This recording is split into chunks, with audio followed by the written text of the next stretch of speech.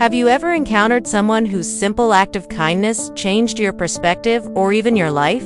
Maybe you've been fortunate enough to have had a mentor who guided you through difficult times, or a friend who lent a helping hand when you needed it the most. And adorned with charming houses stood the Maple Street Library, a place where stories unfolded and dreams took flight. Mrs. Helen Moore, the chief librarian, was a pillar of the community, known for her warm smile, her endless knowledge of books, and her unwavering kindness. Helen watched him quietly, offering him books that she thought might resonate with him. "Mrs. Moore," he began, "how do I get a library card?" Helen's heart swelled with a mixture of pride and anticipation, and the gentle lapping of water against the shore were the soothing melodies of every day. It was in this idyllic setting that the story of Tyler and Helen played out, a tale as timeless as the books that lined the shelves of the Maple Street Library. Tyler's journey from a troubled teenager to a beacon of hope for the community was a testament to the transformative power of kindness and the enduring strength of the human spirit. Helen's quiet act of offering a cup of cocoa and a listening ear had set in motion a chain of events that had illuminated not just Tyler's life, but the lives of everyone in the town. The library, once just a repository of stories, had evolved into a sanctuary of healing, a place where broken hearts found solace and dreams took flight. She knew that this was a significant step for Tyler, a sign that he was ready to take charge of his own narrative. They continued to share their love of books and their passion for making a difference in the world. Their story became a local legend, a reminder that even in the quietest of places, the most extraordinary transformations can occur. And so, in the heart of Burlington, where the air was filled with the scent of old books and the whisper of turning pages, Tyler and Helen stood side by side, ready to face whatever challenges lay ahead, knowing that they had each other and the unwavering support of the community they had helped shape. With a twinkle in her eye, Helen handed him a card and said, "Here you go, Tyler. Now you can take as many stories home with you as you'd like." Tyler took the card reverently, as if it were a precious jewel. "Thank you, Mrs. Moore," he whispered, his eyes shining with gratitude. As the weeks turned into months, Tyler blossomed in ways that surprised everyone in town. He began assisting Helen with library tasks, organizing books, dusting shelves, and even reading aloud to the children during story time. His voice, once hesitant, now resonated with confidence, and his interactions with the children revealed a patience and gentleness that belied his young age. The library became a place where Tyler truly belonged, where he was appreciated for his quiet strength and unwavering kindness, and ensuring that he had a hot meal whenever she knew his mother was working her extra shift at the diner. This year's theme was Reading Takes You Places, and Helen wanted to make it the most memorable one yet. As she planned the event, she noticed a change in Tyler. He was more engaged, more hopeful, and there was a spark in his eyes that had been missing for so long. One day, Helen approached Tyler with an idea. "Tyler," she said, "why don't you help me with the reading challenge? I think you have a real gift for working with the children." Tyler's eyes widened in surprise.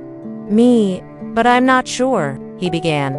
But Helen cut him off with a reassuring smile. "I know you can do it, Tyler. You'll be great." And so Tyler found himself immersed in the vibrant world of children's literature. He helped set up the reading stations, organized book lists, and even designed colorful bookmarks for the participants. On the day of the event, the library buzzed with excitement as children of all ages gathered to embark on their literary adventures. Tyler, dressed in a bright yellow shirt, assisted the children as they chose their books, offering suggestions and answering questions with a patience that astounded Helen. As the weeks went by, Tyler became a familiar sight at the library. He was a beacon of hope, a testament to the power of kindness, and a living embodiment of the belief that every person has the potential for greatness. The library walls bore witness to his transformation, and Helen's heart swelled with pride. She had seen the darkness in Tyler's eyes, but now she saw only the glimmer of a bright flame ready to illuminate the world. A silent understanding formed between them. Helen didn't pry into Tyler's life, but her presence was a beacon of comfort in the storm that raged within him. She knew that sometimes all someone needs is a listening ear and a safe haven, a place where they can shed the weight of the world without judgment. Helen's dedication to her job and her genuine love for her community made her a beloved figure in town.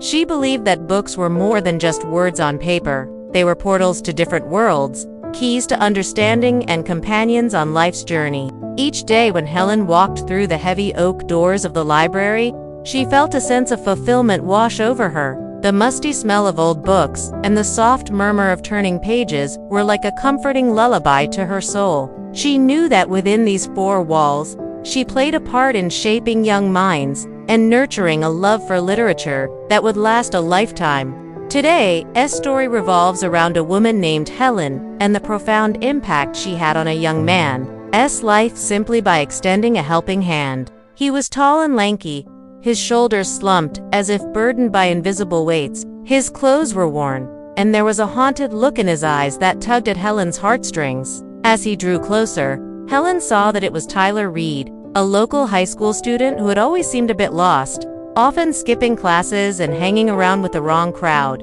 But today, there was something different about him, a desperation in his demeanor that demanded attention. Hesitantly, Tyler approached Helen's desk, his gaze fixed on the floor. "Mrs. Moore," he began, his voice barely a whisper. I was wondering if I could come in here. I mean, if it's all right?" He trailed off, twisting the strap of his backpack nervously. Helen, ever attuned to the emotions around her, sensed that Tyler needed more than just a friendly smile. There was a coldness in his eyes that spoke of a deep-rooted pain. With a gentle voice, Helen asked, "Of course, Tyler, come in. It's a bit chilly out, isn't it? Why don't you come in and warm up?" A wave of relief washed over Tyler's face, and he stepped inside, shaking off the snow that clung to his boots. As he did, a worn backpack slipped from his shoulders, revealing a glimpse of the emptiness within. Helen's heart ached for the boy. She saw not just a troubled teenager, but a soul in need of solace. Without hesitation, Helen beckoned him toward a table near the fireplace, offering him a cup of hot cocoa. "Stay as long as you like, Taya," she said, her eyes filled with warmth. "Just make yourself comfortable." So make sure to watch till the end to see how her actions planted seeds of hope that grew into something extraordinary. In the picturesque town of Burlington, Vermont, nestled amidst rolling hills, one particularly chilly winter morning, the wind howling outside, Helen noticed a boy making his way slowly towards the library. Over the next few weeks, Tyler became a regular at the library, spending hours upon hours curled up in a corner with a book or simply basking in the warmth of the room. One snowy afternoon, as the wind clawed at the windows, Tyler approached Helen's desk with a shy smile. Then came the annual Spring Reading Challenge, an event that Helen had organized to encourage children to explore the world of books. The quiet Vermont town of Burlington was a place where life moved at a slower pace, where the rustling of leaves, as the seasons changed and the years rolled by, the bond between Tyler and Helen deepened.